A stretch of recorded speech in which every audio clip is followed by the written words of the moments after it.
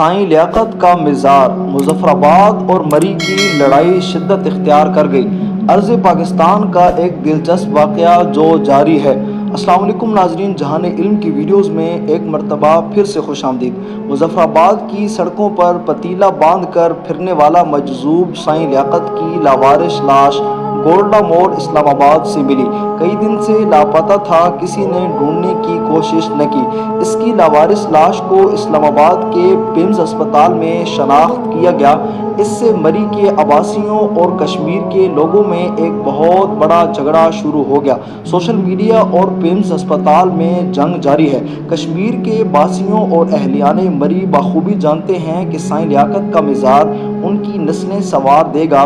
دونوں اطراف سے ڈیڈ باڈی کے حصول کے لیے تنازع اس قدر بڑھ گیا ہے کہ گزشتہ سب اسلام آباد انتظامیہ نے ڈیڈ باڈی دوبارہ ایک فریق سے لے کر پیمز اسپتال کے مردہ خانہ میں جمع کرا دی۔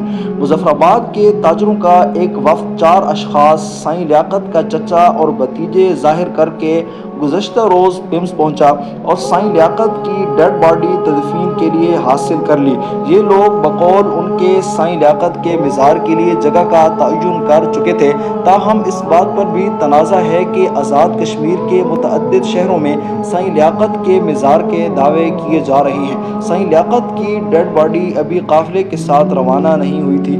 مری کی عباسی برادری کا ایک بڑا گروپ پیمز پہنچ گیا اور یہ کہہ کر ڈیڈ باڈی پر قبضہ کر لیا کہ مرحوم مری کے عباسی ہیں جو 30 سال پہلے گھر سے چلے گئے تھے۔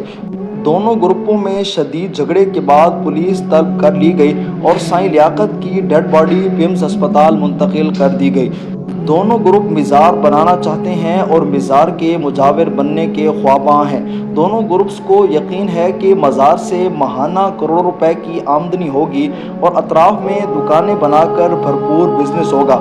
فریقین میں سے جو بھی کامیاب ہوا وہ سونے کی کان حاصل کر لے گا۔ سائیں لیاقت ساری عمر ننگا مظفر آباد کی سڑکوں پر پھرتا رہا، کسی نے پوچھا تک نہیں، حتیٰ کہ لاپتہ ہوا لاوارث لاش ملی، لیکن اب اس کے مزار کی لڑائی بڑے پیمانے پر لڑی جا رہی ہے۔ بڑے بڑے سائنسدان، بزنس مین اور افسران اس لڑائی میں شامل ہو چکے ہیں۔ بہرحال بات ڈی این اے پر ہی حتمی ہوگی۔